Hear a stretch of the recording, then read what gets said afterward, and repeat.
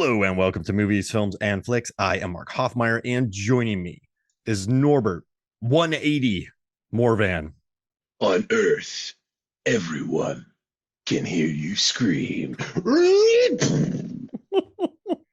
Oh, man. Ladies and gentlemen, that was the teaser trailer for Alien 3. I saw that in the theater. And you understand what the implication of that means, right? Earth. They're coming to Earth, man. I was jumping up and down, and happy, happy, joy, joy, because that was going to be insane. My obsession with this particular creature and franchise, you can't put these things on Earth, you know? No, You can't. You can't. horrible. It's a wrap. Yeah. It's a wrap.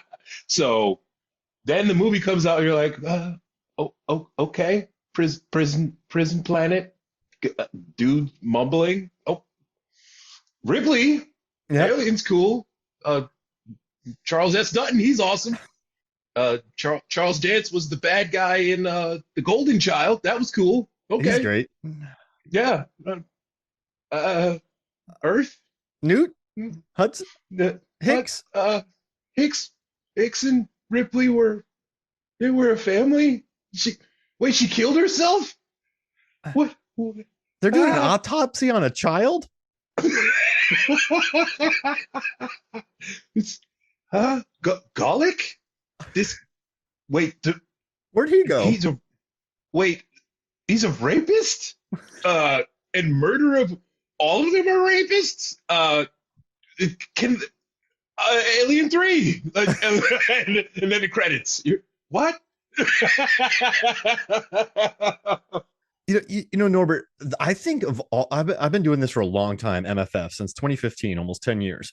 And I think this is the episode where I listen to the most like video essays about a movie, because the production history of Alien 3 and the production and the editing and the release and the years since are incredibly interesting. Like, this movie went through so many script changes and script iterations and monks with wood and Earth and Hicks and Space Marines and just so many plots and then so many rewrites. And then they hire a first-time director who's like a visionary, had directed incredible music videos. They fight him every step of the way while he's filming on the Bond stage in England, which is one of the biggest stages on the planet. Iconic. You're basically just shooting up people's noses the whole time, but it looks great. This film, you have a DP who had to leave because he got sick. You have studio fights every day of this movie. You have an assembly cut that came out years later, not a director's cut.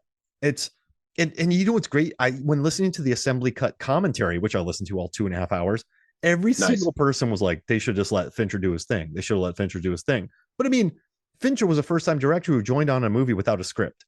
They're not going to let you do your thing. Like, this is it. He didn't have the cash. He didn't have the cash that Cameron had when making Aliens. He didn't have the guy who directed Alien Resurrection had some straight up hits before he made Alien Resurrection. So he didn't have that. So it's like everyone, like, it's just. But you know what? I still love this movie. When I watched this movie, Norbert, I saw it on video cassette at a friend's house. Same. And when that stupid alien reaches through the ceiling and grabs the warden's head and pulls it through the ceiling, that was amazing. I just went, I love this movie. Charles Dance is incredible. Dutton's incredible. Ripley's, like, Sigourney Weaver is just on fire. Like, all the actors are good. The look is good. It's like steampunk, but not like lo-fi. Like, it's just not, it's not steampunk, but you know what I mean? There's a lot of steam, and it's very like there really punk is rock. There's an alarming amount of steam. For a place where everything is broken, except for the steam making devices. Top 5 all-time iconic shots where the xenomorph gets up in Ripley's face. When she is down looking for it, and Tom Woodruff Jr., who was in the suit, who kept passing out because he had no oxygen, when he starts moving towards her, slithering, that's like a top 10 image of a xenomorph ever. This movie I've always loved this movie. And as like a 12-year-old, I had no idea that Fincher fought for his life on it. I didn't know who Fincher was. I didn't know. Like, I'd seen Aliens, but I was like, whatever, man. Hicks and Newt aren't here. Like, this movie's cool. Like, this, I like this movie. And so it's been my entire life, I've loved this movie, but it's been interesting learning about how Fincher hates it and the studio fought it and people didn't like it. And like, dudes who went to watch it after Love and Aliens hated it because on Earth and all this stuff. And like, how can you kill Newt? Well, I mean, this movie was made 5 years later. Newt's not 12 anymore. She really isn't. Like she's an adult probably now. You can't cast her to play the same age. Like maybe write something else. But like, regardless of every single issue that went on with this, I like this movie a lot. I would watch this movie again tomorrow and be totally happy.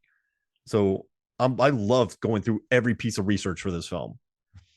There is a wonderful thing that happens with the Alien series where, except for part one, the second, third, and fourth movies had so much material cut that when you get the Alien quadrilogy box set, probably on Blu-ray now at this point, so it looks even better, you get 9 discs, and there are 2 versions of every movie, and they're pretty different, actually. Yeah. And not only are they pretty different, but they add a lot. Alien Resurrection, that movie irritates me. I love it. Because it's just nuts. It's batshit. it is a comic book with all of the proto Avengers interactions that Joss Whedon would perfect by the time he directs the Avengers. And he's working on it through Buffy and the rest. All of those interactions are in this movie. And the extended cut, we get so much of the background people. And they get to hang out. We get a lot more Christie scenes. We get little character beats. Alien 3, it's literally, like you said, the assembly cut. This is way better than what they put out in the theater. And what they put out in the theater it was good. It was good for what it was. When you get the assembly cut here, now suddenly, what happened to Golic? Yeah. A lot of these prisoners just disappeared. The assembly cut, come to find out, that plan to trap it worked. It worked. Awesome. And they should have kept that in. How do you take that out, bro? Exactly. Well, I learned how, because one of the producers, Walter Hill, or I forget who it was, but they're like, oh, it makes the alien seem weak. So if they trap it, it's like, bro, like, you know how many of them died in Aliens? To pull that off? Yeah. To pull off this plan, a lot of them died, like horribly. And did they forget that in Aliens, like Ripley fought a queen alien in like a slow ass loader and won? An incredibly slow machine that she technically should not have been able to win in, if you want to be actually guy. Yeah. And like that's the boss of bosses, and it lost to him like a slow robot. So I mean, that's right. When almost every prisoner dies trying to trap it in a toxic sludge thing, and our like one of Holt McCallany, a Fincher guy through and through, dies to do it. It makes Alien look pretty tough, guys. It doesn't make it look fallible. Not at all. Not at all. On top of that, now we get a good Golic character beat because he's giggly. He's insane. Like he's insane. Mm-hmm. Bugs Bunny running around. Daffy Duck, wacky insane. But he seems really chill. He might have gotten his shit together, actually. Mm-hmm. As they stand there on this planet on the ass end of space waiting for God, which is one of my greatest. It's one of the best lines. Bunch of convicts on the ass end of space waiting for God. Maybe he figured this out. Then he starts asking his friends, so they got it, huh? Yeah, we went through a lot to get the creature. Oh, and you say it's over there in the room, eh? And it starts to click together in your head. Wait a minute. Yeah, let me out. Okay. Wait a minute. This cat is why is he holding, oh my God, he's got a scalpel and just slit his friend's throat. This was his boy. But he's so into, I like the red rainy blood drops. He wants to go hang out with this thing. Yeah. Because he thinks that the murders that it's committed, where one of his friends got disemboweled in a fan, that was cool. That looks great. And I used to be a spectacular hyper murderer. I'm going to go check this thing out. Let's see if we can compare notes. Opens the door, lets it back out again. This is a great character beat because, yeah, he is actually a madman. And now we have the reason why the alien comes out, and it makes sense organically within the story. Oh, He Topher Graces them from predators, and he thinks he can kick it with these monsters. And I'm a monster too. they're like, nah, bro, not Topher. I've been I've been hiding out among you, and you couldn't tell that I was also a monster. We're all monsters here. No, you're not. I'm still impressed that they scouted and caught a serial killer. But I, Norbert, like when I watched this movie, I was like, Charles S. Dutton rules. And I was like 12. Rules. And I went, Charles Dance rules. I had no idea who Charles Dance was when I watched this movie, but I was like, this guy, I like him. Like, this guy is great. Like, I was watching the first Omen with Megan the other day, and Bill Nye and Charles Dance pop up in the first 10 minutes, and Megan goes, this movie was made for me. Like, like Charles Dance, no matter what he does, when he does it, he's incredible.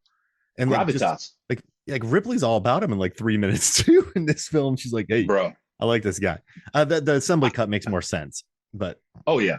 She's, do you like me in what you mean? I like it. What in what way? In that way. I was like, wait a minute. Is Ripley about to get it in here? I've been out, just straight. I've been out here for a long time. Yeah.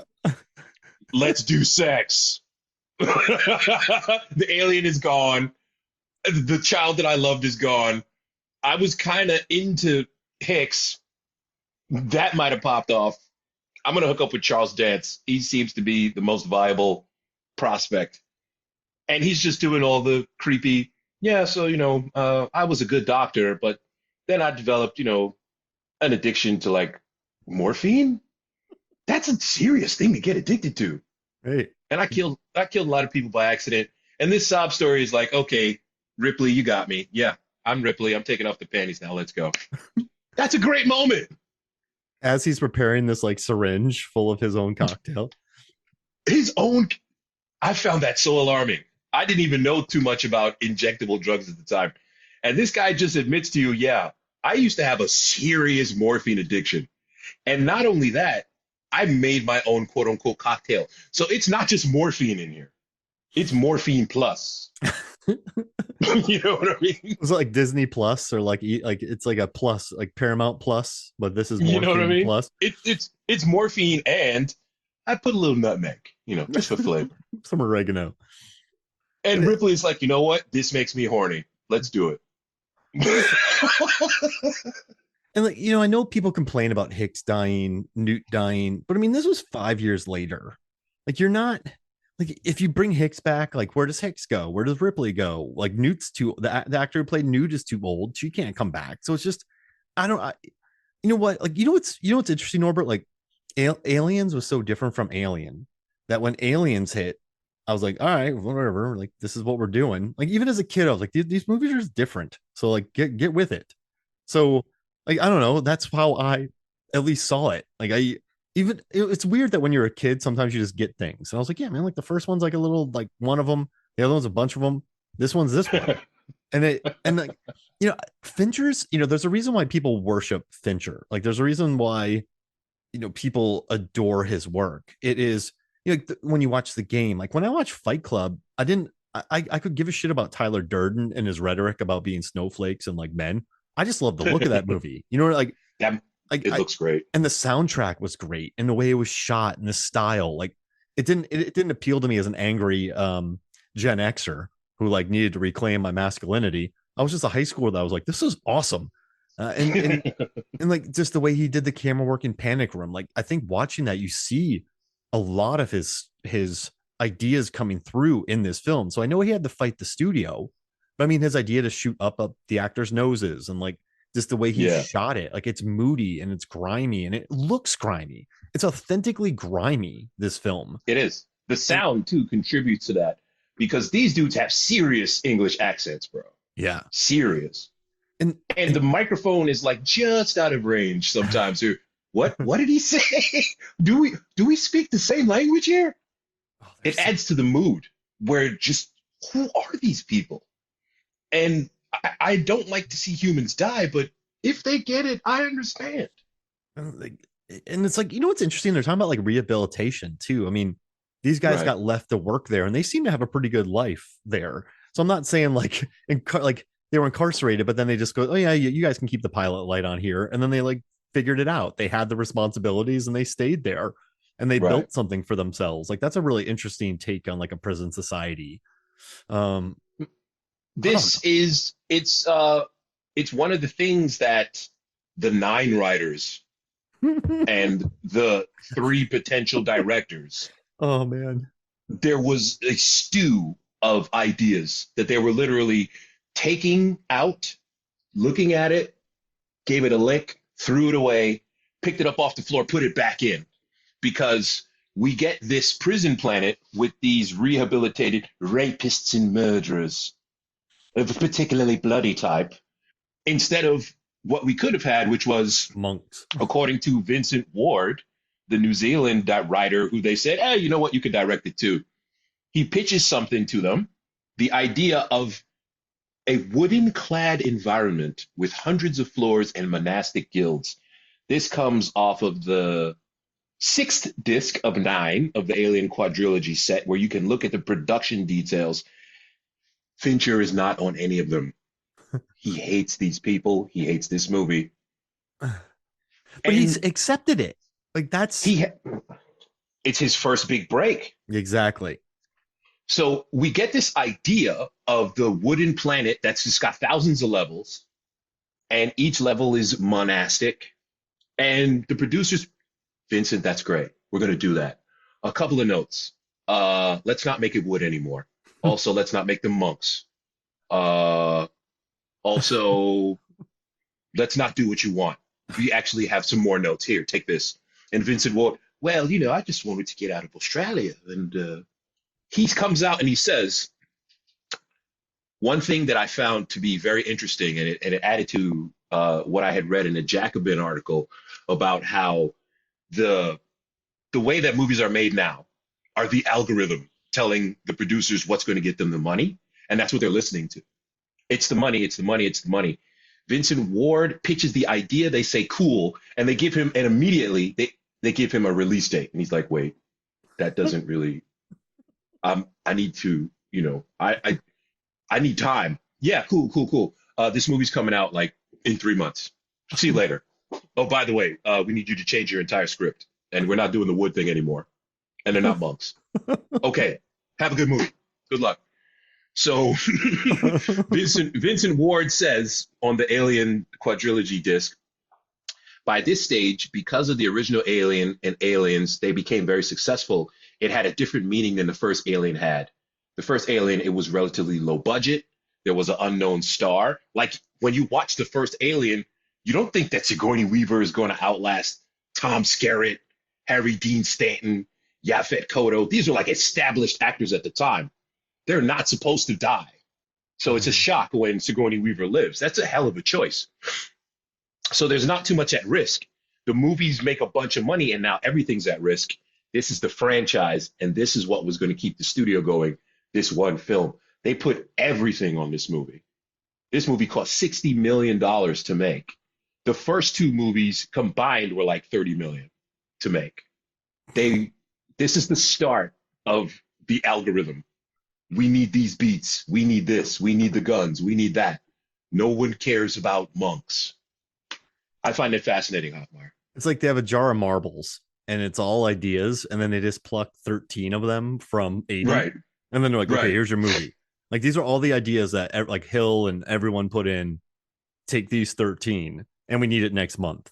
And what's crazy? They like spent millions on sets that didn't get used. They were shutting down the production. This thing, they worked there. Like also too, they're like, hey, let's make this thing a runner alien, which caused endless problems for the production because of the amount of they just had to shoot it in front of a green screen, and then they need to puppeteer it, and then they needed to match, and then it needed to match everything. I think every decision made on this movie, now I love the runner alien, but it's not necessary. It's just crazy that when Ridley Scott made Alien, he at least had a good movie under his belt. Like he was very confident. He had Giger's designs. He had a hungry crew. James Cameron had been working for Roger Corman before this and had made Terminator. I mean, this guy, people forget that James Cameron got to start in indies and he could stretch anything. So he shows up. He's like, I can knock this out. And then they hire David Fincher, a first-time director, to make the moodiest of moody movies with an unfinished script that's tied together with 13 marbles, with an alien that is going to be more work intensive than anything they had ever done. It's like, it's just crazy. And then they poured 60 million. If they just would have gone into this and be like, here's a script. What do we have? Okay, let's not make it a runner. These things are still fast. And let's make it a runner, but it's still a xenomorph. It's just faster. Like, Yeah. and let's not do all this puppetry, rod puppetry that looks great, but it's going to take forever. Like Fincher just said, he took for the most of the movies just went waiting for the puppet to get going. And so, you have these scenes, like it just would have been interesting to see them think for a second on this, but instead they were just like, go, go, go, go, go, go. And like, I know Fincher hates this movie. Sigourney Weaver likes this movie. Everyone who worked on it, they were talking about how absurd the production was, but they're like, this looks great. And a lot of people are like, many people nowadays tell me that they like this film. So it's very, I think there's a complicated relationship where it's like the studio did everything in its power to mess it up, but they hired such talented people behind, like, the animatronics, the practical effects. I mean, the people who created the alien. There's some iconic shots in this, and that the performances, and like everyone's committed. I think that's probably like the British angle of it, except for Dutton. Like you get Pete Postlewaite and Charles Dutton, they're going to sell anything. But Clearly, you bring them in, and it's like a movie that works when it shouldn't because of the talent involved of the people making it. And yeah, I know I don't have a complicated relationship with it because I've always loved this film. But it's just, no, agreed. These movies are fascinating in Hollywood because they always happen. There's so many movies that, like, it's interesting. Like James Gunn, he's such a smart director because he finishes the script and he locks it. Then he gives it to the VFX company months in advance so they can start building sets. And then on set, he spends a lot of time getting the dialogue correct so they don't have to come back and reshoot it and spend millions of dollars. And then he also edits it as they go along because he has time to do that. And then he gives it to the visual effects people who can make the visual effects without overtime and make it look great. That's why his films are cheaper than most Marvel films, and they look better because he has a finished script. But that scene is like being, that scene is being like, did you hear he had a finished script going into this thing? They make him, he's not the norm. He's not the norm in the industry for this big budget filmmaking. And so to like hear about the battles that went on during this, it's, but like it hasn't changed. Movies like this are still being made. Algorithm, brother. Yeah. And pre algorithm, this was the start of, instead of listening to the computers saying that these are the beats that are going to get the people to not turn off Netflix. It was, in the last movie, there was this cool scene with a gunfight. We need cool scenes with a gunfight. And you're telling us that these are monks. Monks are not going to use guns. So we need criminals. Also, you need to finish by tomorrow at 10. Okay, good movie. And Troma and James Gunn, like you mentioned, he worked with Troma. Yeah. They can stretch those budgets. movies, their goal. Okay, we're going to make a 82-minute movie. And how much we got in the bank? $7. $6.50. Yeah. Okay, that's how much we're going to spend. Okay, ready? Go. You have to just work with what you got. Roger Corman, same thing. And James Cameron, okay, I know how to draw. I know how to write. I know how to design ridiculous things. And you say you need it done for $10, I'll get it done for like $6.50. And so they come from those times and from that type of workspace, and they have the workflow in their mind. They know exactly what needs to happen. They know how to do your job. And so this is why they don't just come in like, I'm a big badass director. No, they come in, I'm a big badass director, and I have literally done every job behind the scenes making a movie. Shut up and let me do this. David Fincher, he was making music videos for Madonna. The biggest names. For Michael Jackson. Who is it? Aerosmith, Janie's Got a Gun. Billy Idol, Cradle of Love. Kids, you may not know, but Billy Idol was a big deal. Rock. Back in the day. He ruled. You know what I'm saying? So it's not that he wasn't working with big names, David Fincher, at the time either. But, it's 20th Century Fox. These are not nice people. They are actually Wayland Yutani, quiet as it's kept. So They don't care that David Fincher has a great eye and these videos that he made look good. We're going to tell you what to do. And for all you MFF fans out there who love the Deep Blue Sea podcast, Rennie Harlin was going to do Alien 3. Yeah, and he was like, nah. He was going to put it on Earth. Yep. He said, I was working on Alien 3 in 89, which was before Jurassic Park and all those movies. So the concept of having these creatures on Earth for the studio, it felt scary and unattainable. For me, it was the natural evolution. We had the alien with the truck drivers in space. We had aliens with Marines in space. Where do we go next? Let's bring the aliens on Earth and have them go through the cornfield. I had the poster already in my mind with the farmhouse in the cornfield and moonlight. They're going through the cornfield. That would have been an awesome shot. Aliens in the cornfield. To this day, I think it would have been a ginormous hit movie because it would have been the first time anything like that was done. But for whatever reason, studio felt like, the audience won't buy that. Can you imagine 89, 91 Harlan making this movie? It would have been awesome. Spectacular. Ladies and gentlemen, if you love the idea of intelligent sharks eating people, we would have had that with Alien in the cornfield with our boy Rennie just blowing things up and doing weird Dutch angles. That would have been awesome. He didn't miss for a few years there. Like he had Die Hard 2 cliffhanger. Like, come on, man. Like good. Oh man. And like even Nose 4 and Prison are good horror films. So like they are. Like he would have gone out there and made a good film. And it would have been great. And it's just everyone was like, oh no, we can't do that. We can't do that. So then we're just gonna settle for a prison planet. We're gonna kill 2 lovable characters, shave everyone's head because of lice, have no weapons, and then just have a bunch of foul-mouthed rapist prisoners battle a xenomorph. Yeah. Like it's right. Yeah. And finish by Friday. And I love how ideas make it like, sometimes you see commercials that are just horrifying and they just like, there's this Snickers commercial where these 2 guys eat a Snickers and then they accidentally kiss and then they start like, well, quick, do something manly. Like that went through 50 rounds of like corporate talk and it still made its way through. Like, like Hollywood and marketing and the commercial world just blows my mind as to like, how did this happen?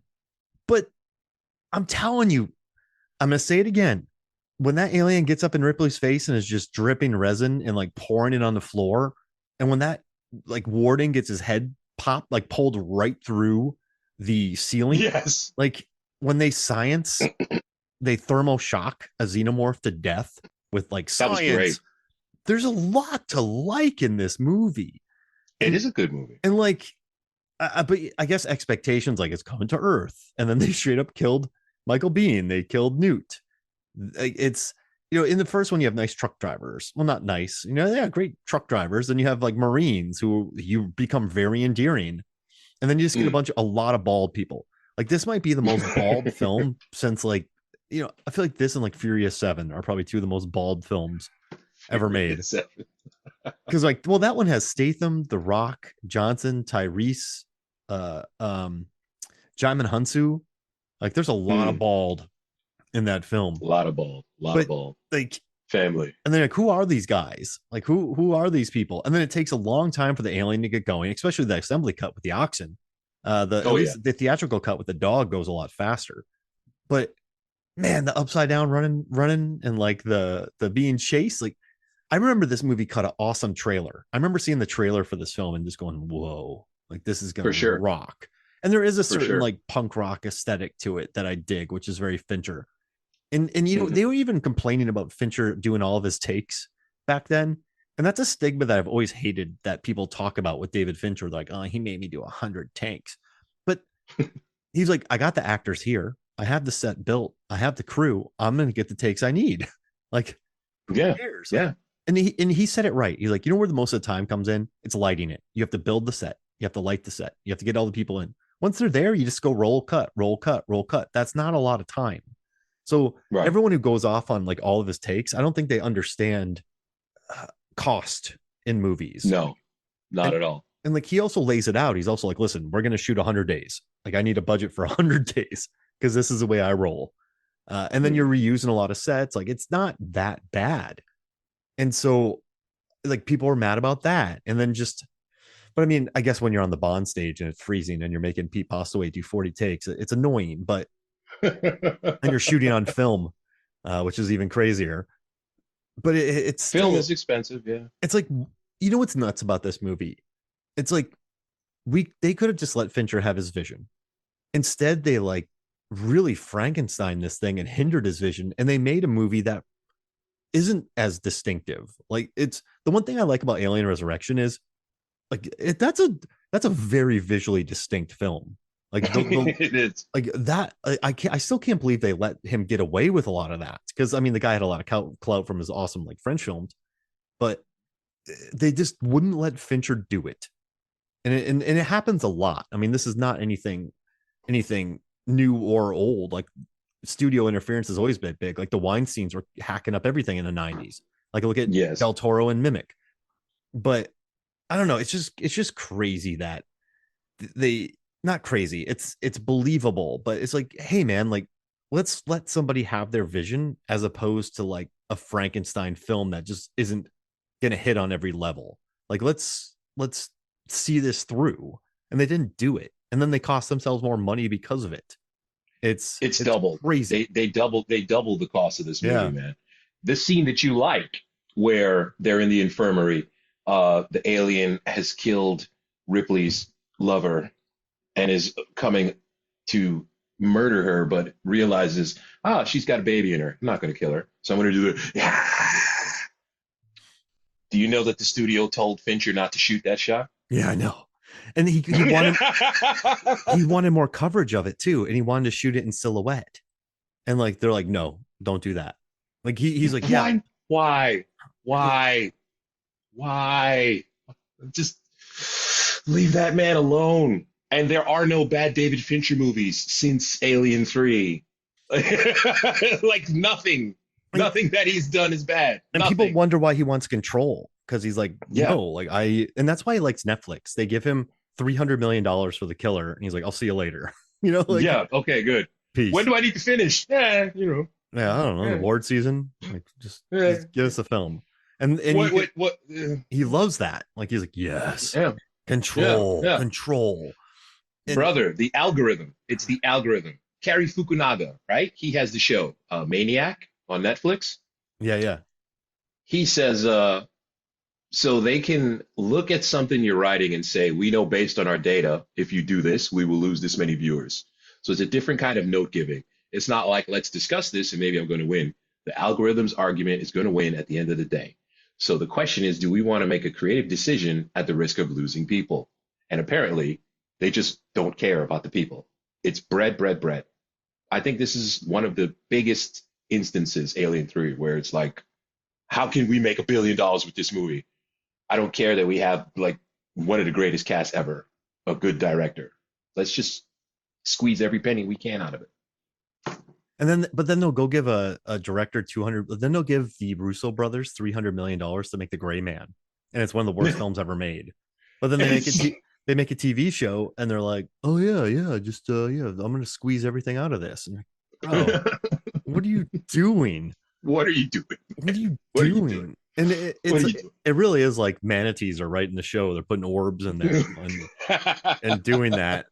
But it's just like, it's not going to change. And you know what's interesting about Hollywood? And I teach film studies, and film has always been about, well, like, all right, during the silent era, it was much more of an art because you didn't have to worry about sound. You could just take a camera, shoot it, cut it together, put it in the theater. There's a lot more to it than that. I know.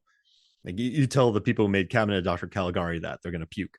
But like, when sound got involved, that changed everything. You needed sound stages. Every theater needed sound. So then money got involved, and then sound stages. And then, musicals had to get made, and then this had to get made. And then TV was introduced, and they had to battle the TV.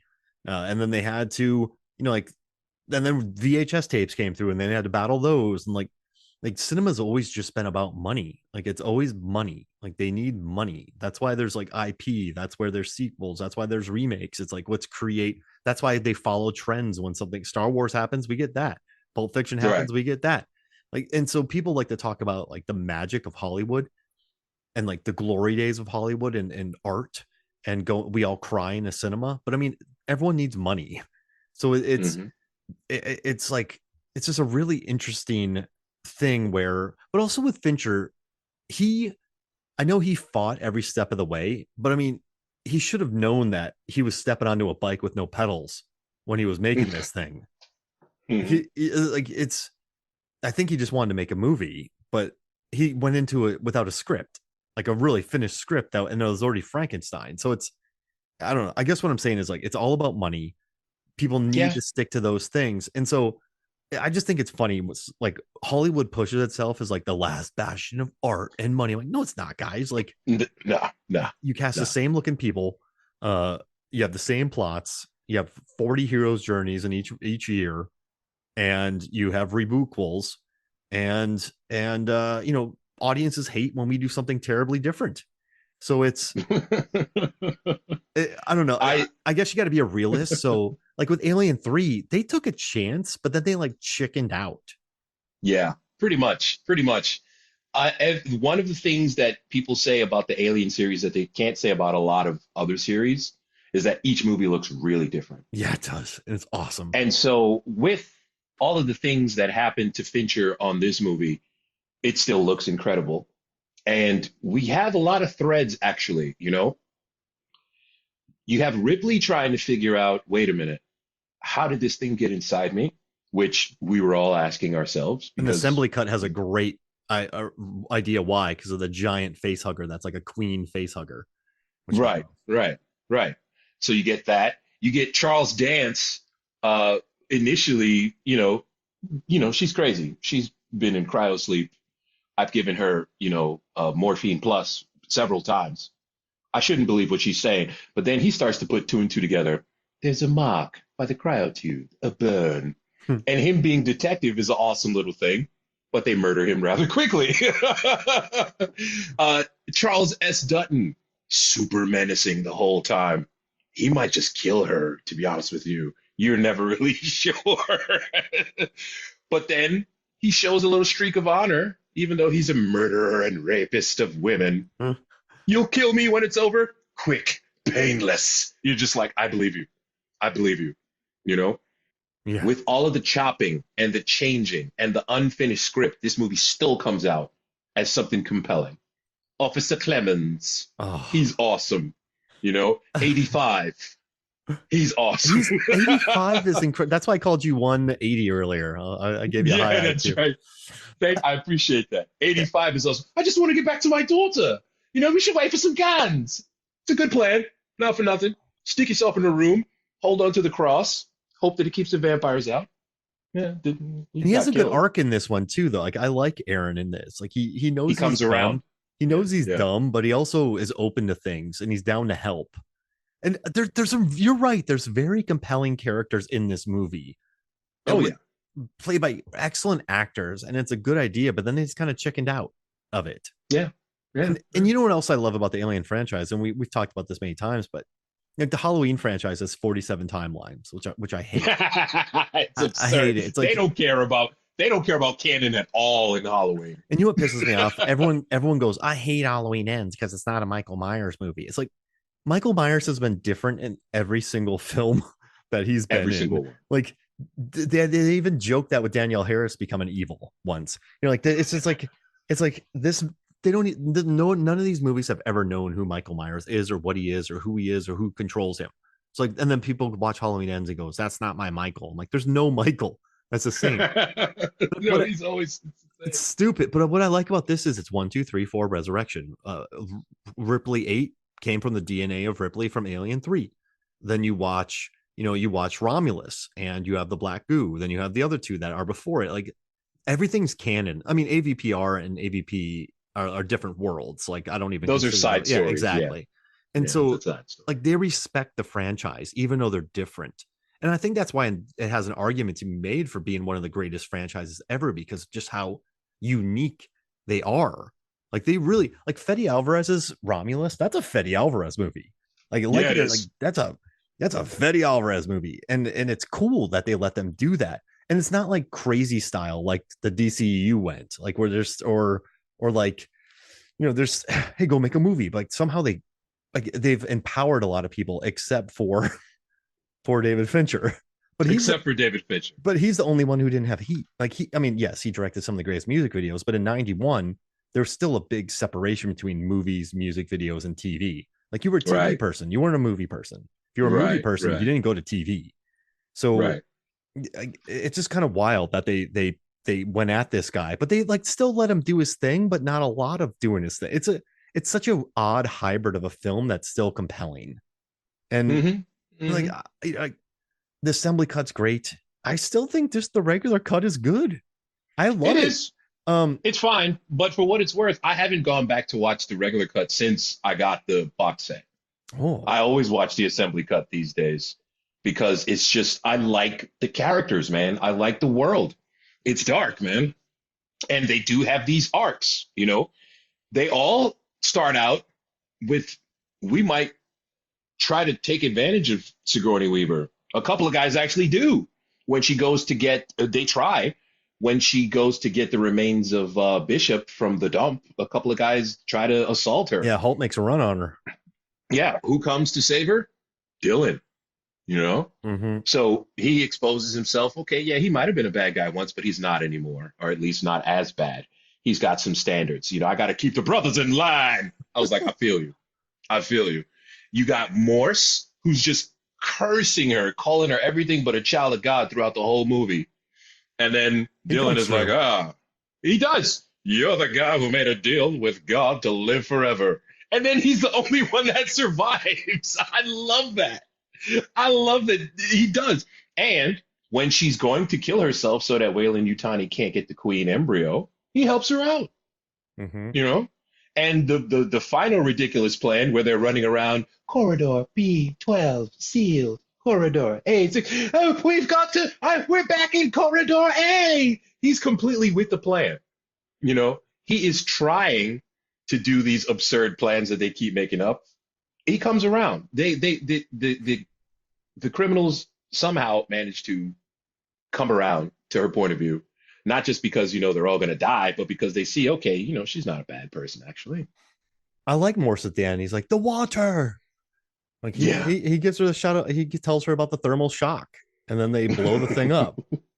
Yeah. And like It's awesome. I hate that 85 gets killed. Like it's so unnecessary. He could have gone home to his family, I think, which is kind of It's a cruel world, man. It's a yeah. cruel world. He gets killed by Weyland-Yutani, not even the alien. I mean, I guess he's not the sharpest tool in the shed, but He, like she told him straight up, they will kill you just for having seen it. And then he gets it. Yeah. oh man, and just like like I know she kills herself at the end, but I was like, yeah, she's got an alien bursting out of her chest, and and they didn't have that in assembly cut, but Yeah. but like she did it on her own terms. Like even when I watched it when I was 12, I'm like, yeah, get rid of that stupid thing. These things suck. This thing sucks, man. You're screaming at the screen. You suck, alien. Yeah, eat it. Get that lava. Get that lava, man. Get that lava, xenomorph. That's hilarious. Like you know what's funny?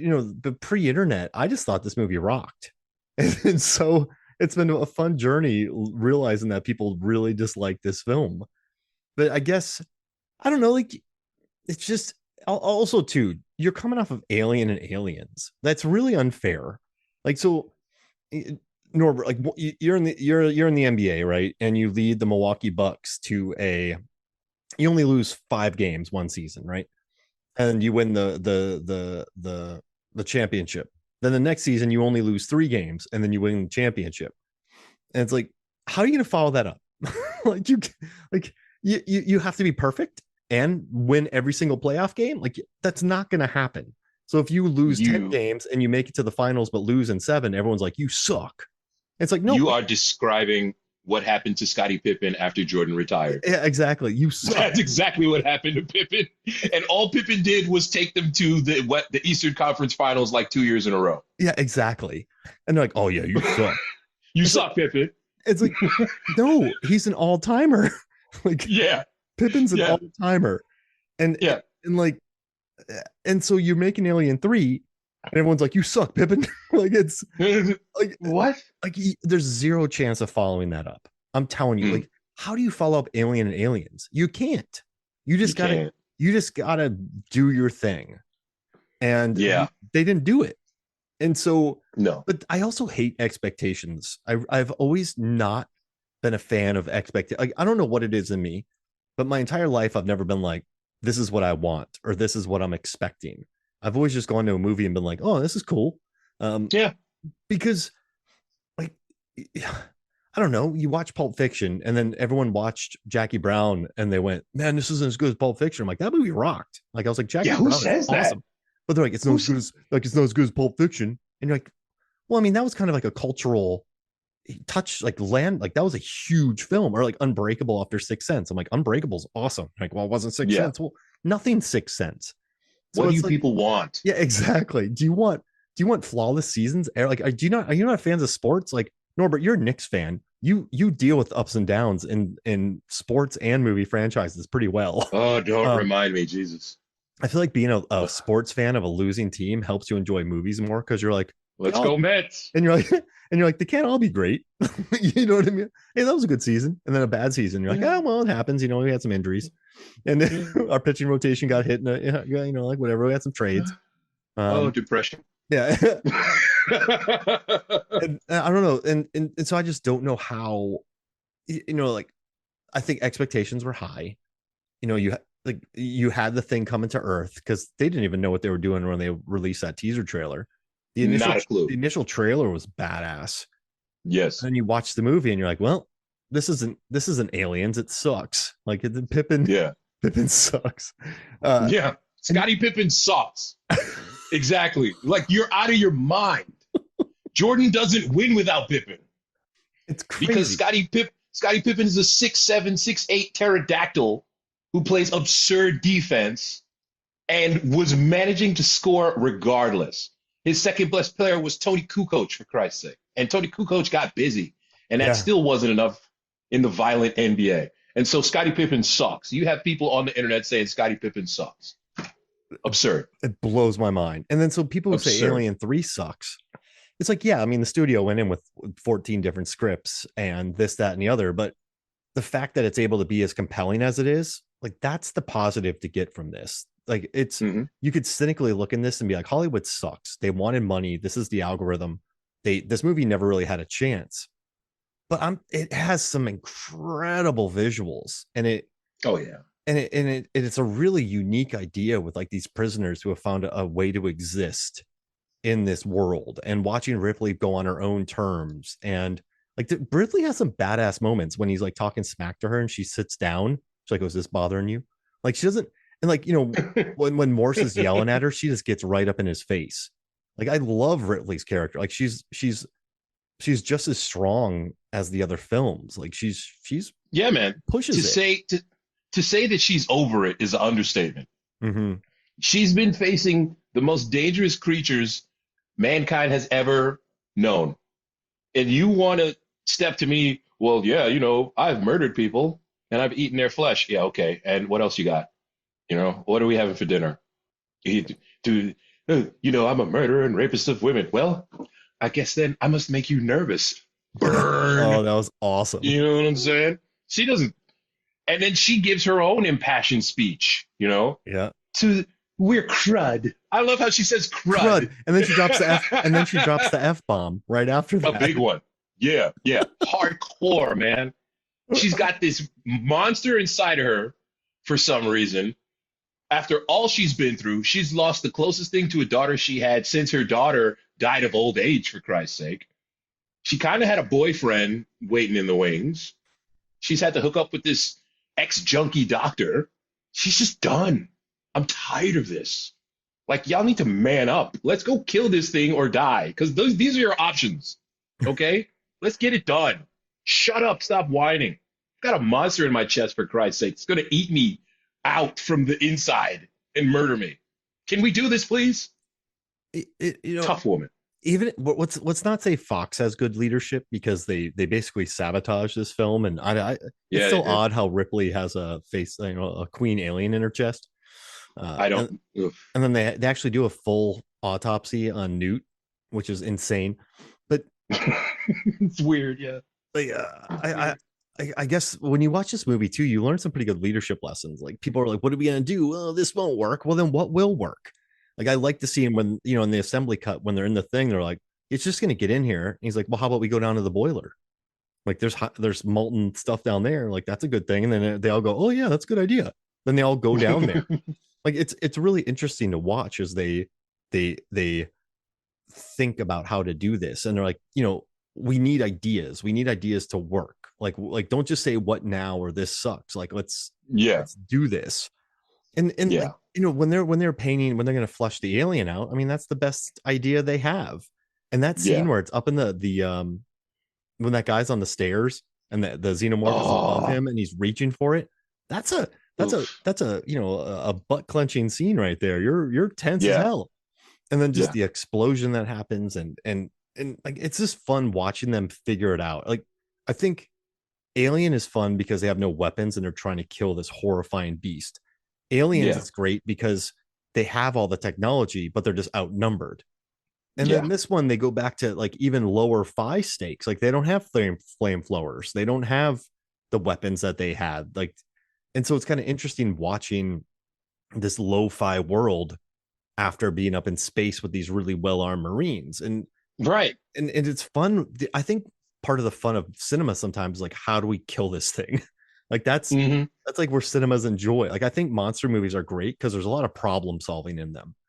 And I like the way that they get to killing this thing. And Yeah. I'm telling you, like the guy who edited this, like I need to look up the editor, but he does deserve an award because I know that he just had like an incredible amount of like film slapped on his lap. And I think like, during the commentary, he talks about it. Like he said he wishes that you know, Fincher would have gotten his cut, but the editor, I think he did a good job making an under 2 hour movie. Terry Rawlings did this. Terry Rawlings. Yeah. Yes. I mean, the dude, I think he edited the hell out of it. Like, I think he did as much as possible. I mean, the dude's been now, he did before this, man, he had made Chariots of Fire. He had edited Wow. Blade Runner. I mean, if you think about the editing of Wow. Chariots of Fire and the way it kind of rolls with the sound and like just, he did Scorpio, like he dubbed that. Like Mm. the guy, he also did The Core, which is kind of amazing. But he knew exactly what he was doing. He did Legend. Like that movie's dope. He edited That movie's Alien, weird, people. Watch it. and it I don't know. And like you think about the cinematographer Alex Thompson had to come in late. Like I love that they're looking up the noses of everybody in this movie. Like I dig it. Like this guy shot Legend. He was Ridley Scott's dude when he shot this. So Mm. it's I don't know. I really like what they were able to do with this. And Yeah, man. With all of the studio interference, with all of the different scripts, with everybody being against this guy, basically except for Sigourney Weaver, which is a huge thing to have in your pocket. You know, the confidence of Sigourney Weaver. This movie still pulls off a very cool story. It still works.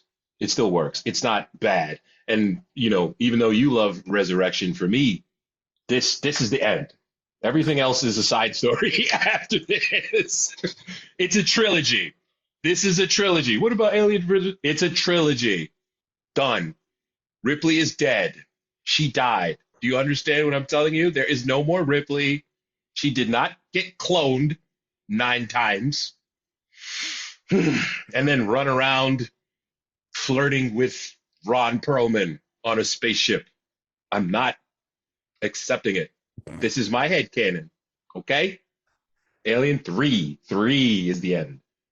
it's I've said this many times, but just watch the movie on mute. You don't have to deal It's with Joss vision. Whedon's dialogue, and you can just watch some French mayhem. There's some awesome shots in Resurrection, but the movie, yeah, the writing, like who do I need to have sex with? The guy, Heavy sigh. but he write, hey Norbert, he writes women so well. Like, Heavy sigh. but Heavy sigh. like they have so The much. underwater scene was cool. Yeah, oh man, like they had so much That was cool. talent on Alien 3. It'd be like, okay, you're the coach of the Chicago Bulls during their peak years, and you're like, okay, team, now pull your pants down around your ankles and play.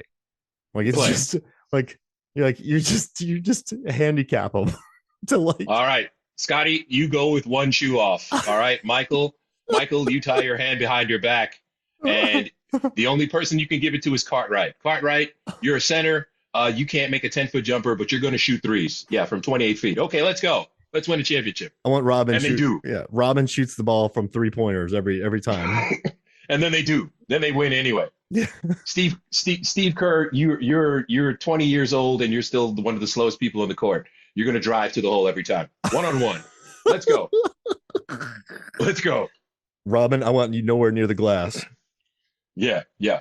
And that's how good Fincher is, to be honest with you. Yeah. That's how good that this movie shows you how good Fincher is. As much as they try to cripple him, you know, we have Dan O'Bannon, Ronald Shusett, Vincent Ward, David Giler, Walter Hill, Larry Ferguson. There are 6 people credited with the script and story. Never a And good thing. they changed it every 10 minutes. And still you get this movie. So I ride with Fincher. There's not a David Fincher movie that I don't like, to be honest with you. Everything that he's made is awesome. Just about everything that he's made is awesome. His movies, those music videos were really good. You know, we got to leave this guy alone, man. You got to just, if you trust somebody to do something, let him do it. Mindhunter was cool. House of Cards, that was cool. He was executive producer on those 2 things. Yeah. Lords of Dogtown. He helped change the game That's with cool. House of Cards. Like that Yeah. show changed the game. Yeah, absolutely. And like, I hate the flack that Fincher gets now because everyone's like, oh, film bros love David Fincher. It's like, they love him for a reason. Yes, there are film bros who only watch films that get released in the theaters, and they probably have only watched 6 a year because, you know, they just, I only watch the good stuff, and they don't even know what the good stuff is. But since their world is so small, they're able to control that and think that they're know-it-alls because of insecurity. But I don't think David Fincher should be blamed for, you know, film bros loving him. Like, I think the guy has made some incredible films.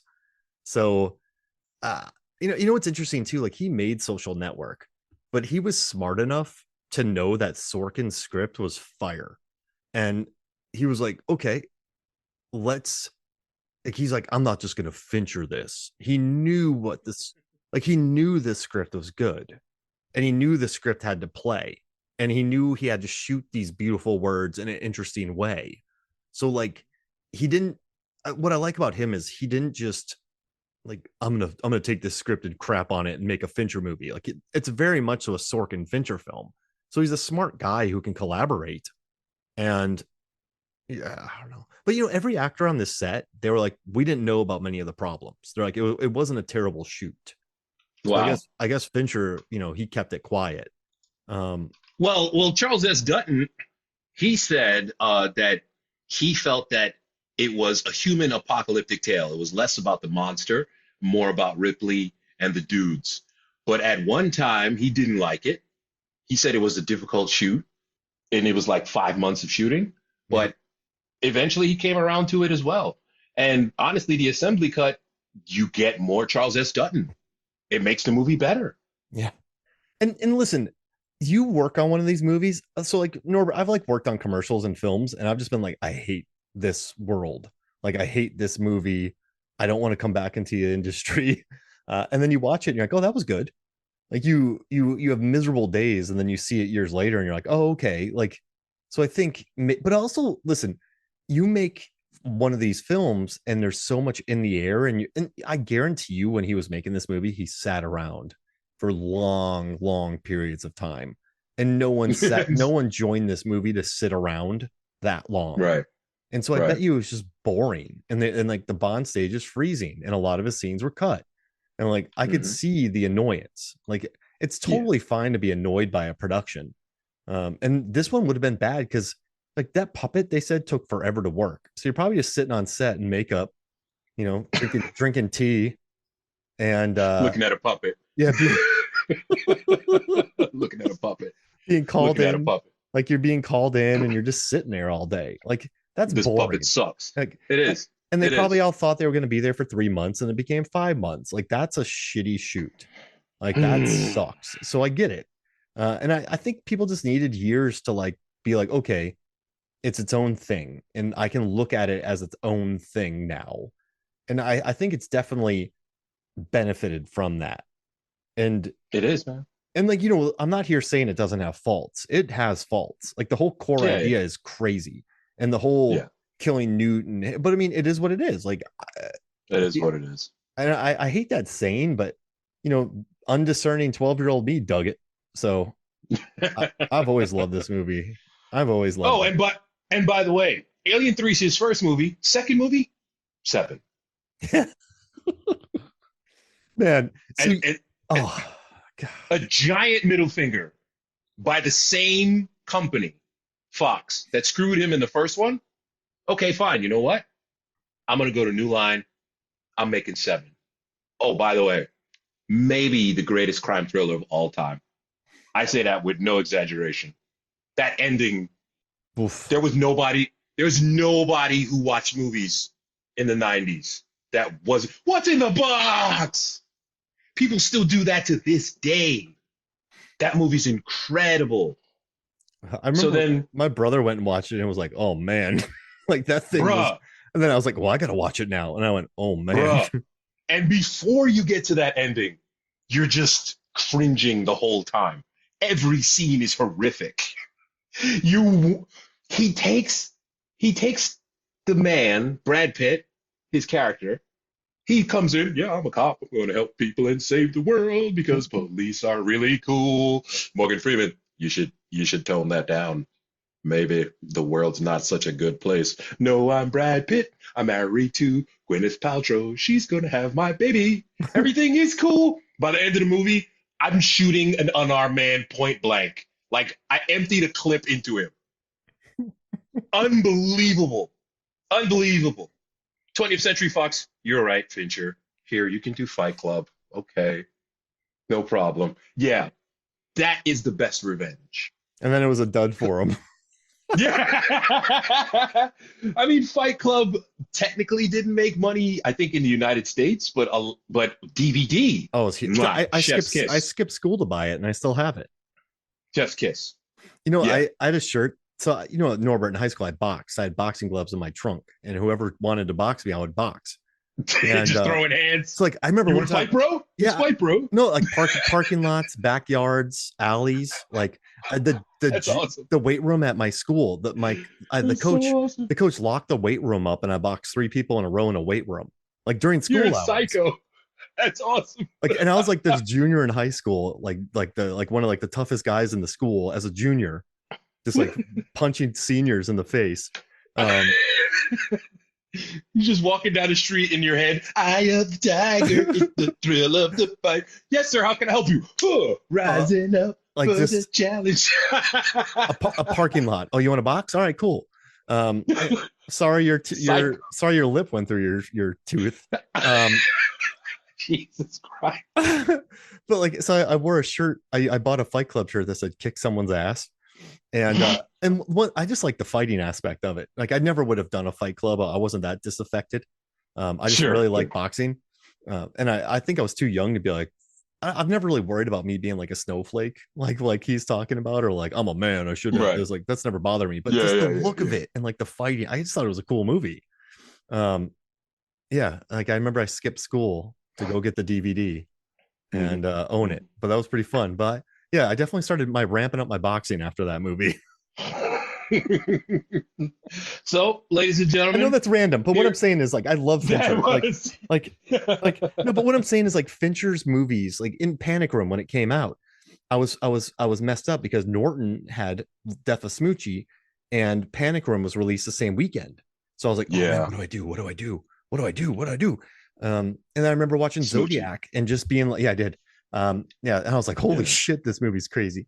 And then Zodiac Smoochie's really messed me up. Like Zodiac put me in a hurt locker. And I guess what I'm saying is like his movies are really unique and kind of punk rock. And I think he's done a lot for like the moving image and just learning about that.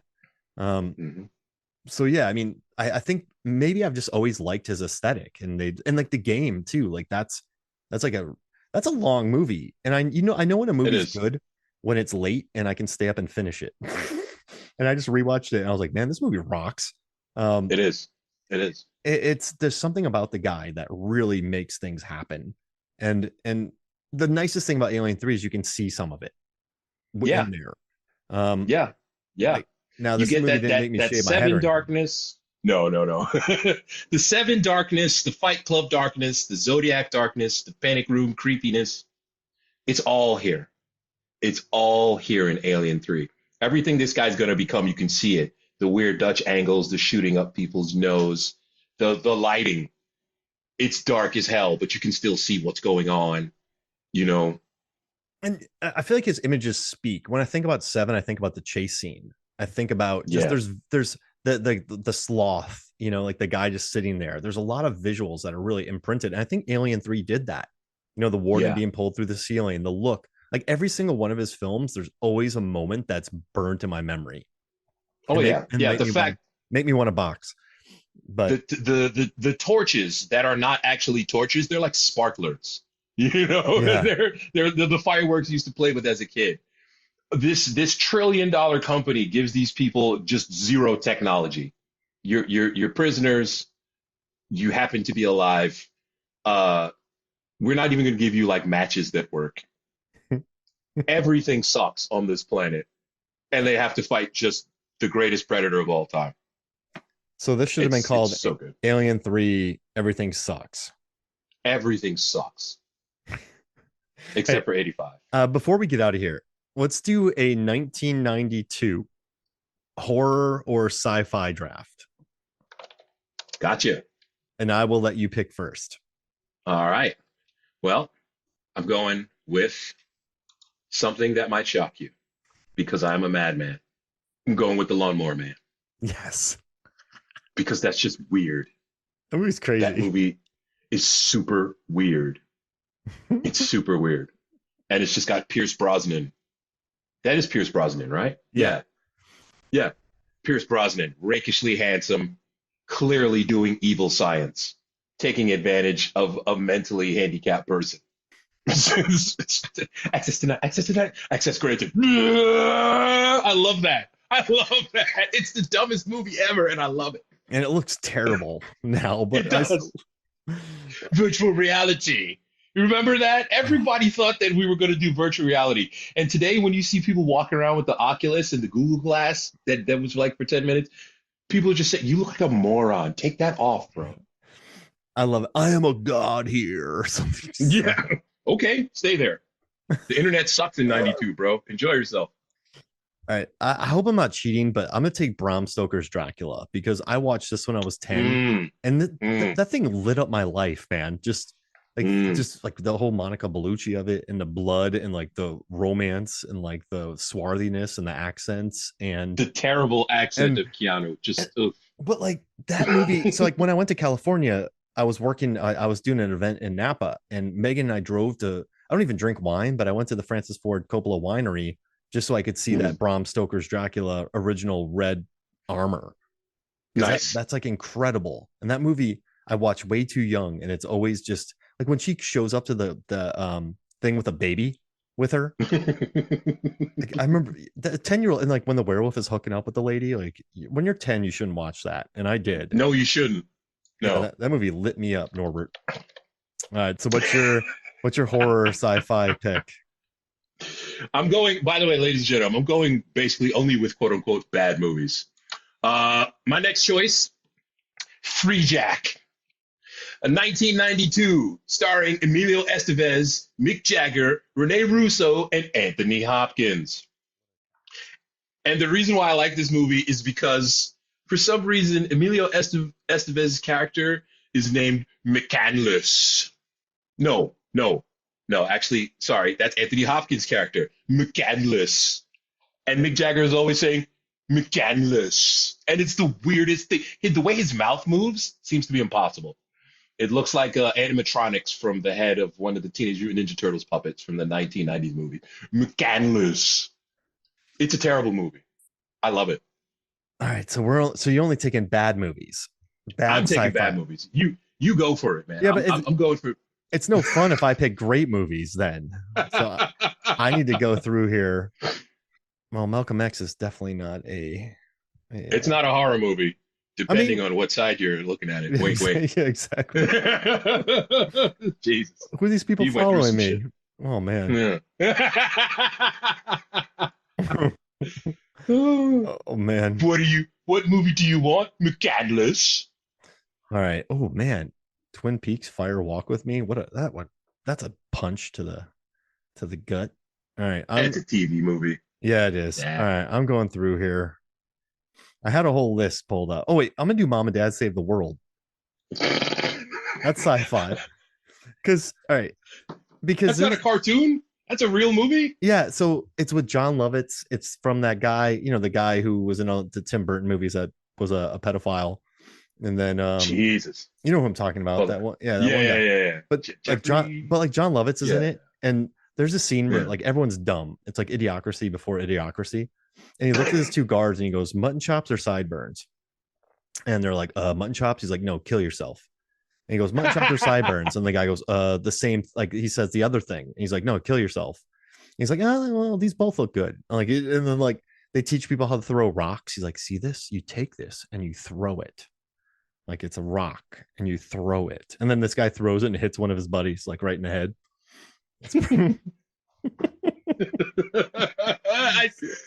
Ladies and gentlemen, we're doing this on a Zoom, and if you could only see the expression on my face of total confusion right now. Look up Mom and Dad Save the World.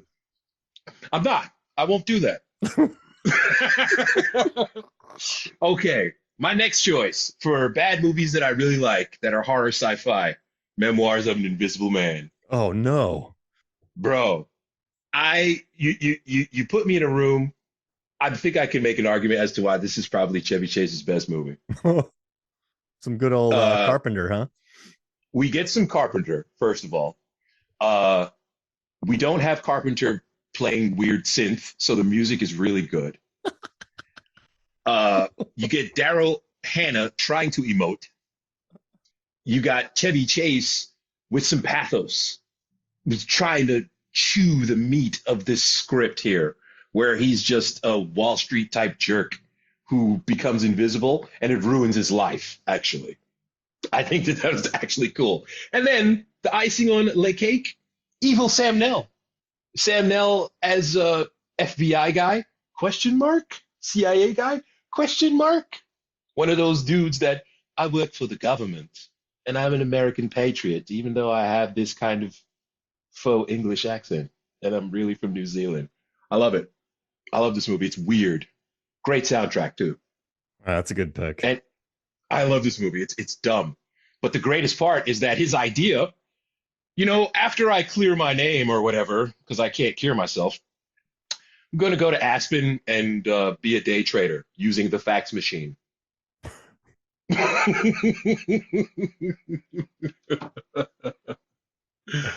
Oh my God. I think I got a good one for you. Go for it. Universal Soldier. That wins. Dolph Lundgren should have gotten an Oscar nomination for Best Supporting Actor in this movie. There's a scene in a grocery store where he does some of his best acting that he's ever done in his career. He's a terrible human being in this movie. I believe you. No, but like his acting is like perfect in it. And yes. It's like you go, Dolph Lundgren's acting right now. Yeah, he is really great. So yeah, I'm gonna take Universal Soldier. Great bad guy in that movie. A great bad guy. Mm-hmm. Good ear work. He's a great bad. Oh yeah. How many movies is that? You have 3. You have 2 more left. Okay, I got 2 more movies to go. Let's see. Number 3, Candyman. La la la la great la movie. la la. Not a bad movie. No, not a bad movie. Very good movie. And we get that weird Philip Glass. La la la la la Yes. la la la la. That creepy music. We get a little bit of a social commentary, and we get let's just say prime Virginia Madsen. Thumbs up. What a great movie. I love that Philip Glass score. Oh my gosh. It's so creepy, bro. It's so creepy. Wonderful movie. Good pick. Okay. I'm going to take Split Second. Rutger Hauer battling an alien. It's incredible. You had me at Rutger Hauer. Have you seen Split Second? I don't think I have. I think I did because he was, not for nothing, Rutger Hauer was in a lot of B movies. Yeah, like Lady Hawk, Blind Fury, but they all rock. Yeah. Blind Fury's fun. Split Second's Split Second has like a 57% tomato meter rating. With Kim Cattrall. I did see this movie. Yeah. 6 on IMDb. Like it's relatively well rated, but if you watch it, it's fun. Global warming has melted much of the polar ice caps, resulting in serious flooding, including London, which is now under several feet of water. A new killer has emerged in the ensuing chaos. Maverick veteran policeman Harley Stone. Yeah. I'm gonna watch this today. The only problem with it is Rucker's circular glasses. I hate circular glasses, but it was the 90s, so everyone wore them. That's hilarious, man. Yeah. Split Second. Oh my god. All right. What's your fifth pick? Okay. I wanted to go Dr. Giggles, but I've tried to watch that and I can't. I can't make it through that movie anymore. I can't. Good box. So good VHS box. Yes. And it was advertised in comic books heavily. Heavily. My last movie is going to be, here's a hint.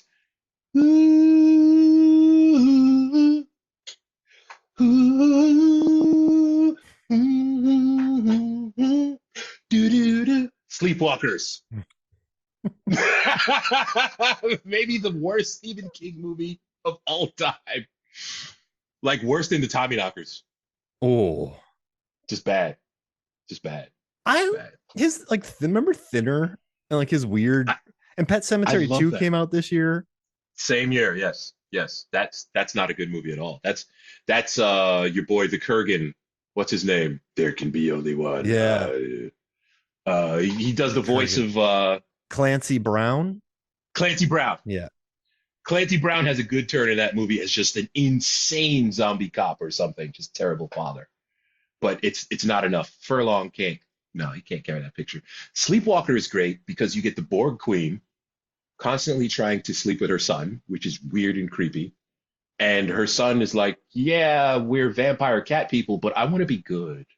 And then you just have Enya playing all the time in the background. Do, do, do. It's so strange. I've never seen it. I need to watch this now. Glass of scotch, open mind. Watch it once, throw it away. Bottle of scotch. Probably. It's a tight 90 minutes with credits. So you know it's actually like 84. Okay.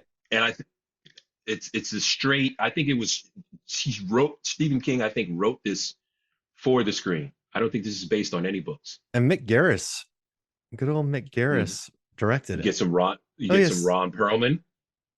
Joe Dante's in it. Toby Hooper's in it. Clive Barker's in it. The Borg Queen. Yeah, the Borg Queen. She's a star. Okay. My last one. Well, does Encino Man count? Because it makes us believe that a caveman was frozen for like millions of years just in a tiny ice block. Is that science fiction? My only objection is just Pauly Shore.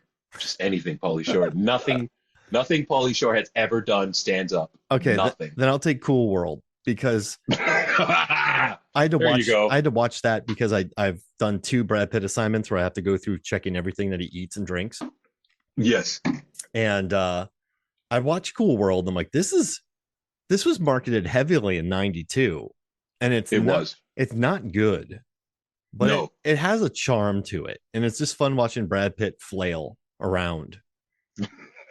So think Brad Pitt's doing this movie the whole time thinking, I'm making something that's better than Roger Rabbit, actually. He's trying, and like his suit fits him terribly. Like it's just an odd movie.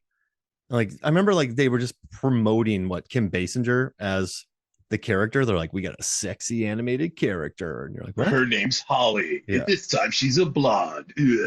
Her name's Hollywood too. It's like, oh, brother. But I just like, the effects weren't quite there yet, and I just wish I could have worked on it and just watch poor Brad Pitt just flail while working on it. Flail is correct. That is the correct verb there. I don't know what I'm doing here, guys. This is not good. This is not. This is a poor film. It really is. Taxi. Taxi. Has the check cleared? Okay. 1,000 people. I'm out of here. Peace. Just, oi, Oh man. oi. Yeah. Yeah. So when you kids get to look at our choices here, take it with not just a grain of salt, but the entire bag Yeah. and watch these movies because they are absurd. I kind of want to watch Sleepwalkers now. Bro, that Enya will get stuck in your head. No, there were some good ones we didn't pick, like Delicatessen. That's a really great one. Sure. That you know Sure. that was directed by Jean-Pierre Jeunet, who did Resurrection, which is a very good Sure. movie. Sure. So I mean, there's some good ones, but I like our draft better because it sometimes it's not fun just drafting the same movies. This is it. This is it. I think what we are trying to get across here is that people take for granted. This is something I seriously believe. People take for granted that before the 21st century, movies were really bad. And I'm not just talking about the special effects. I'm talking about the things that would pass as a script, like, and the way they were executed and the way they even looked. Like Free Jack is a major motion picture starring Mick Jagger, frontman of one of the biggest bands of all time, right? Anthony Hopkins, for Christ's sake. It's just iconic actor. Jonathan Banks, okay? David Johansen from the New York Dolls, doing Feeling Hot, Hot, Hot for the 70th time to get a paycheck. $30 million they spent on this movie. The plot, rich people will snatch people from the past just prior to the moment of their death for use as substitute bodies. That sounds awesome. You watch this movie, it is terrible. I think that's a great concept, and you watch this movie and it sucks. How? And we had Super Mario Brothers. Like we had Street Fighter. Like we just had some tremendous trash back then. Bruh. People who hate the MCU now, go watch Nick Fury starring David Hasselhoff. Go watch from the 90s. Dolph Lundgren's Punisher movie. Finger in the Air. That movie's awesome. Because it's supposed to be dark and gritty. I watched it the other day and I love it. Like it has the worst it's awesome. New York gangsters ever. Mm-hmm. They're all Australian. I love that it's about Dolph kills so many mafia people that the Yakuza come all in. Of them. The Yakuza come in. They ran out of mafia dudes. And then they steal the mafia's kids and plan to sell them into the child slave trade. Yeah. So Dolph has to team up with a mobster to go kill the Yakuza. It's an insane movie. That movie was actually good, but there's a lot that are terrible. Movies today might be bad, but at least you can watch them. They're visually appealing. They don't have as much character though. Like I think that's true. Some of these terrible 80s, 90s action films, like I love them all, but like Action Jackson or Remo Williams, Stone Cold, like directed by Craig Baxley Jr., Dark Angel, like those movies are fun, man. I don't care. They are. Not Remo Williams. Remo Williams was, but like they had character. Like there's a weird like Tremors. That movie has a very cute personality that you just don't see anymore. And it looks cheesy, but the graboids look awesome actually, because they look cheesy. But when they burst out of the ground and eat someone, it looks cool. So this is what we're trying to point out with these folks. Enter a time when you would watch a movie and your suspension of disbelief would be shattered at some point during this film, but you wouldn't turn it off. This is what we grew up with. Yeah. This is who you're listening to, folks. I love it. Makes it's just spectacular. And what's interesting? Like there was a video market, but there wasn't nearly the amount of content being made. And so there was still tremendous trash just sort of happening. It was floating around. You go to the right supermarket and you could buy 10 movies for $1. What's interesting though, Norbert? Like you and I work for Corman, and he's like, "Hey, you go to hey, I need you in Canada because they're blowing up a mall, but you got to go shoot in there first, and then we'll blow it up." Mark, you're going to Croatia. I hear a city's about to get bombed, and or something is about to get demoed, and I need you to get out there and film before they do it, and then film the blowing up. Like there's no cell phones or pagers or fax machines. He just sends you out there, and you're coming back with something. And not only that, you have to trust that you're going to get paid because you might not, and like depending on who it is. it's like back then you could have a movie. There were executives meddling, but not to the extent. But not to the extent that they are today. So you could go out, you could go out and make a movie that's just, you could go make Milk Money with Melanie Griffith, which is the prostitute who like gets hired by these kids, and like it's horrifying. And like I guarantee you, the studio's like, we made that. Like, who was out there? Like, who? It's on Tubi or something for free now. To be honest with you, and with just 1,000 commercials randomly inserted as you stream it. But the good news is if you put your email in there, there's like less, but you still have 40 minutes of commercials. But yeah, it's yeah, it's like we made Milk Money. Like, yes, we did. Wait, Jury Duty? What is that? Like, it's like that's how I feel like those movies were made. And this is what the algorithm is stealing from us now, folks. Trash. You know, yeah, the trash is gone, and so it's loving trash we give to you now. Everyone has to see Sleepwalkers and Lawnmower Man at least once. Everyone has to watch Memoirs of an Invisible Man, where Chevy Chase is emoting. Chevy Chase is acting in this movie, man. That sounds horrifying, watching him emote. Yeah. He's not just mugging for the camera, and he's probably not on coke the whole time. I watched Fletch again the other day, and that movie's hilarious. I love the first Fletch, and I even like the second one because Cleavon Little, I like the way his character flips. Because the whole time it's kind of racist, and then at the end he's like, "You really did think I was you really did think I was like this, didn't you? You damn racist." Oh man, it's a great movie. I love Fletch Lips. Didn't like the one with what's his name? The one that came out recently. It was. Oh yeah, remember when in Fletch Lives when he comes out with like what does he have on his head? Like a pillowcase or so? Like, what is he? Remember in the Klan scene? Yeah. Yeah, and he just walks up next. Where are you? What branch you from? there was because John Hamm can do comedy. There wasn't enough of that wackiness. It wasn't wacky. Like just listen to Fletch lie in the first one's like just the greatest thing ever. Like it's just roll off the tongue. Yeah. All right, Norbert. Roll off the tongue. Where can people find you, man? At Eddie Kane on Twitter, Norbert Moorman, SoundCloud. Type Norbert Moorman into Google. Oh, you might see some weird things. Thank you for joining me, brother. Thank you, man. This was bizarre. And by the way, Alien 3 is good. We did get sidetracked, but yes. And you learned about my boxing history. You learned that he used to just assault people.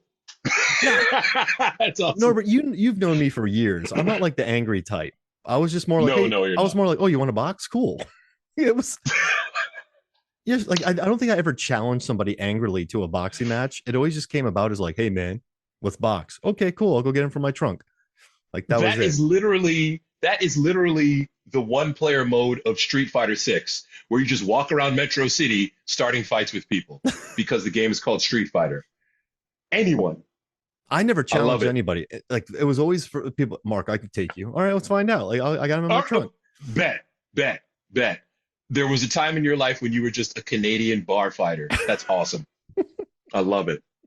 Good night, folks. All right. So for me, Mark Hoffmeyer, and for Norbert Moorvan, this is Movie Sons of Flicks. We'll see you next week.